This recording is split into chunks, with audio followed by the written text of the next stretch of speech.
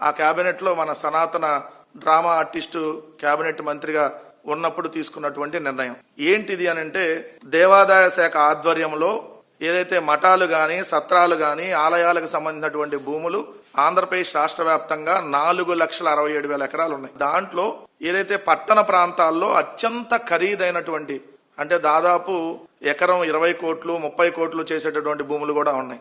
దాంట్లో 4,244 ఎకరాలు. దీన్ని అప్పనంగా వాళ్ళకి సంబంధించినటువంటి వాళ్ళకి దోచిపెట్టేటటువంటి కార్యక్రమం. దానిలో 4,244 ఎకరాలంటే 2,05,40,960 చదరపు అడుగుల స్థలాలు. దీంట్లో 1,55,00,000 చదరపు అడుగుల స్థలాలు ఖాళీ స్థలాలు, 50,000 చదరపు అడుగులు ఆల్రెడీ బిల్డింగ్స్ రూపంలో ఉన్నాయి. వీటన్నిటిని ఏదైతే వాళ్ళకి సంబంధించినటువంటి మనుషులకి అప్పనంగా 99 పైసలకో లేదంటే రూపాయికో లేదంటే ₹1 లీజుకి ఇచ్చేటటువంటి కార్యక్రమానికి తెరలేపారు.